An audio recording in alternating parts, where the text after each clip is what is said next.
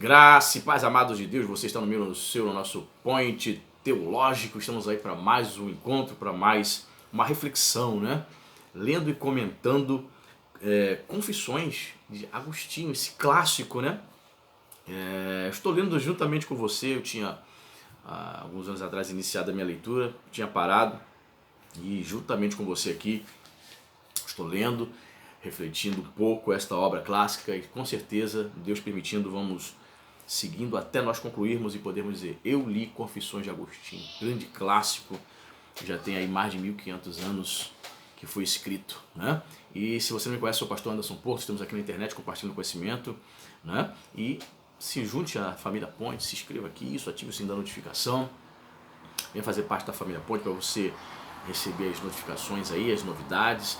Então ative o seu sininho, ok? Dê o like, comente, ajude a crescer esse canal. Você que já está nos acompanhando há um bom tempo, sempre peço a você, compartilhe nos grupinhos de Facebook, do WhatsApp. Você que tem sentido no coração desejo também de colaborar, né, com este trabalho, você entende ser relevante, edificante para a sua vida, na vida de outros, você pode, aqui abaixo no link da descrição, clicar, entrar lá no Apoia-se, pode ser um apoiador do canal a partir de R$5, 5, 10, 15, 20 reais, aquilo que o Senhor colocar no seu coração, dentro das suas posses, que você possa estar abençoando este canal. E você fazendo isso, você vai fazer parte do nosso grupo do WhatsApp, posteriormente vai estar concorrendo aí, quando nós alcançarmos a meta lá, que está lá no canal, lá na plataforma, melhor dizendo, nós vamos estar sorteando o livro de teologia para os apoiadores, ok?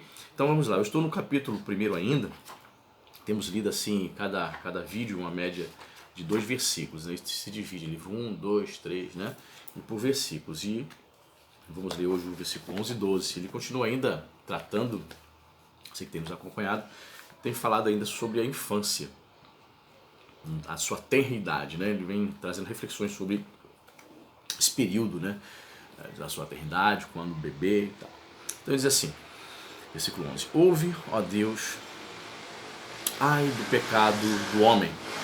Assim diz o homem, e tu te compadeces dele, pois tu o criaste, mas nele não criaste o pecado. Quem me lembra dos pecados da minha infância? Pois a teus olhos não há ninguém livre do pecado, nem mesmo o recém-nascido, que viveu senão um dia nesta terra. Ou seja, aqui ele concorda com a teologia de Paulo, né? Aos olhos de Deus, né? Não tem ninguém livre do pecado. De fato, né? Quando nós começamos a estudar Paulo ali em Romanos, né? Todos nós carecemos da glória de Deus, diz Paulo. Todos nós somos pecadores e necessitamos desesperadamente de um Salvador. Então ele concorda com essa ideia de que todos nós necessitamos ser salvos e que nenhum homem está livre do pecado. Ele diz mais aqui: quem traz isso à minha mente? Não será cada pequeno bebê em quem vejo o que não lembro de mim? Olha, interessante. Não será cada pequeno bebê em quem vejo o que não lembro de mim? Qual foi então o meu pecado? Foi o fato de que eu estava afeiçoado ao seio e chorava? Pois, caso eu fizesse isso agora em relação ao alimento, adequada à minha idade, com razão seria ridicularizado e reprovado. Ele diz assim: olha, eu não lembro, não consigo lembrar de detalhes de quando eu era bebê, mas quando eu observo outros bebês, eu vejo o comportamento de um bebê, comportamento egoísta, comportamento muitas vezes pecaminoso. A gente vai seguir aqui, ele vai dar uma descrição de fato o que ele viu em um bebê, interessante isso.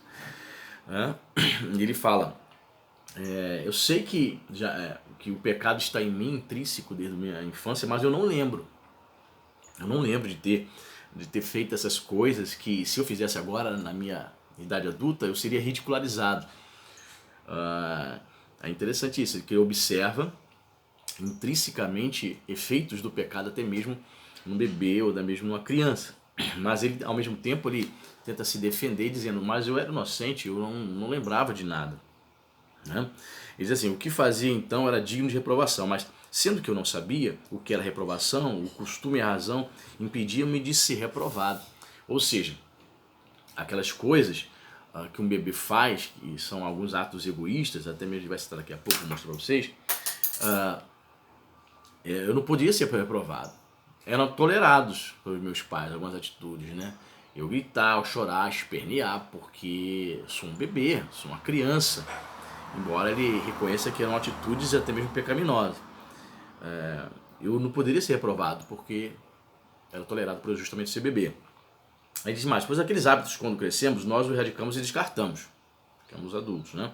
Ora, homem nenhum, mesmo erradicando o ruim, descarta de propósito o que é bom.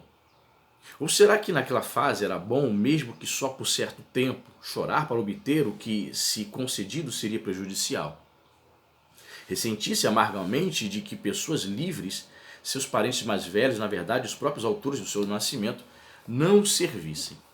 Ressentir-se de que antes outras pessoas, além dessas, mais conscientes do que ele, não obedecessem às ordens do seu gosto e prazer. Fazer o máximo possível para chocar e ferir os outros por desobediência a ordens que, se obedecidas, prejudicariam o próprio bebê. A fraqueza, então, dos membros infantis é a inocência do bebê, não a vontade dele.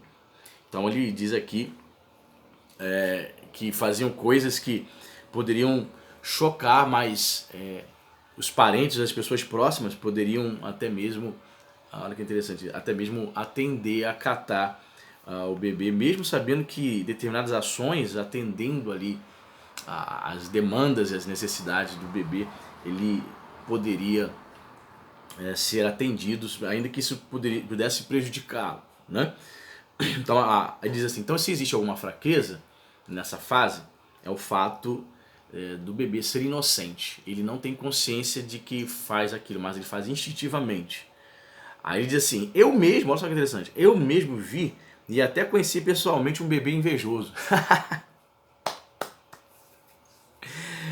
Olha só, então o grande Agostinho era um cara que observava crianças. Deixa eu observar essa criança aqui. Ele viu o comportamento de crianças, não somente egoístas, mas invejosas. Aí diz aqui, ele não sabia falar, mas ficava lívido e fitava com um olhar cruel seu irmão de criação. Eu achei engraçado isso aqui. Quem não sabe disso, as mães e as babás vão lhe dizer que abrandam essas atitudes, não sei com que remédios. Será que também isto é inocência? Não suportar compartilhar a fonte de leite que flui em grande abundância, mesmo em caso de extrema necessidade, quando daquele leite depende a própria vida? Nós toleramos isso com brandura, não por se tratar de males inexistentes ou de pouca importância, mas porque eles desaparecem com o avançar dos anos. Pois, embora toleradas agora, alguns anos mais tarde essas mesmas atitudes são completamente insuportáveis. Então ele faz esses questionamentos, ele mesmo declara, eu fiz tantas coisas observando bebês, eu sei que fiz aquelas coisas ali, egoístas, aquelas ações pecaminosas, mesmo sendo bebê. Mas ainda assim ele defende, sou inocente, eu não lembro o que eu fiz, eu não tinha consciência que estava fazendo. Mas ao mesmo tempo ele vai dizer, mesmo mediante essa inocência, são coisas realmente intoleráveis, insuportáveis, que com o passar dos anos, de fato, não se pode suportar. Quando a criança sai dessa fase, aquela fase bonitinha, que lindo, né? A criança faz, bate na cara do pai. Ah, que bonitinho, ele bateu na minha cara. Alguns pais, erroneamente, até mesmo aceitam. Mas se um garoto faz 10, 12 anos e bate na cara do pai, ele já toma um cascudo numa moca, como a gente diz aqui no Rio. Vai tomar uma moca no meio da moringa, que ele não vai fazer mais isso não. Então ele traz essas reflexões. O versículo 12, ele diz mais aqui, tu, ó Senhor meu Deus, que deste vida a essa minha infância, equipando com sentidos, como verificamos, o corpo que tu me deste, embelezando suas proporções e para o seu bem geral e segurança, implantando nele todas as funções vitais, mandaste-me exaltar-te por essas coisas. Ele começa a trazer outras reflexões mais profundas, espirituais. O Senhor me deu esse corpo na minha infância, mesmo, né, esse corpo sendo a habitação, né, do pecado, né?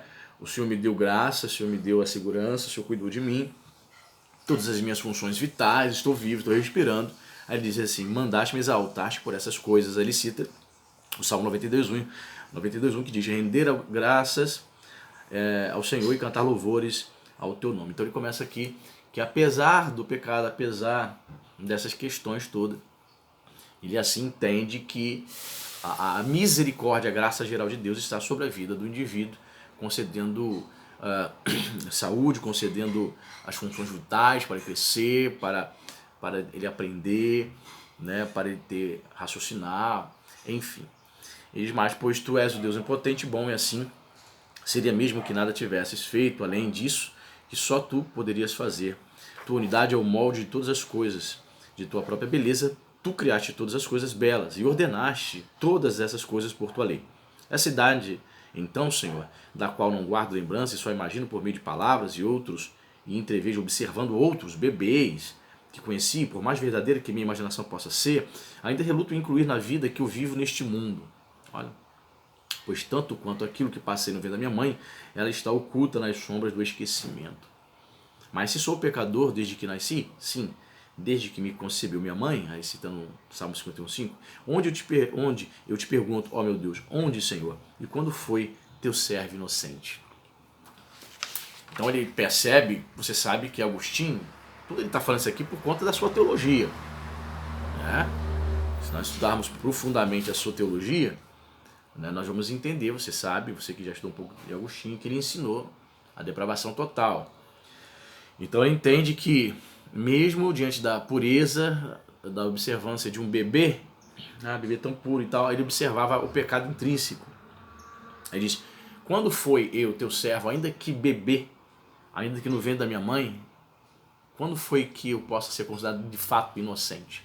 Então, de maneira bem reflexiva, aqui de maneira até descontraída, falando de bebê, de criança, de sua infância, ele observa a depravação dos homens, de que ninguém é inocente, de que todos nós precisamos sim de um Salvador.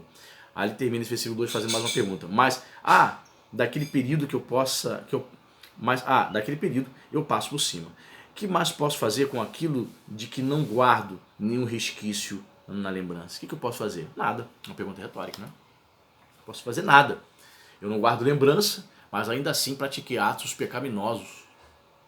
Então ele vai dizendo aqui o quanto o pecado está intrínseco. Então ele começa a refletir sobre isso, a observar em outras crianças, nos bebês, essas ações pecaminosas, reconhece que não lembra, mas que praticou, reconhece que não era inocente, ninguém é inocente, todos nós precisamos de um Salvador. Então a gente está aqui ainda falando sobre a sua meninice, sobre a sua infância como bebê. No próximo versículo, na próxima aula, ele vai falar um pouco mais sobre um período que sai da fase de bebê, né? Passa para a infância. Então é isso aí. Que Deus possa abençoar a sua vida. Se você sente no coração de nos abençoar mais uma vez, eu te peço, o link abaixo aqui na descrição está aqui. Não deixe de dar o like, compartilhe. Deus abençoe a sua vida rica e abundantemente. Até a próxima.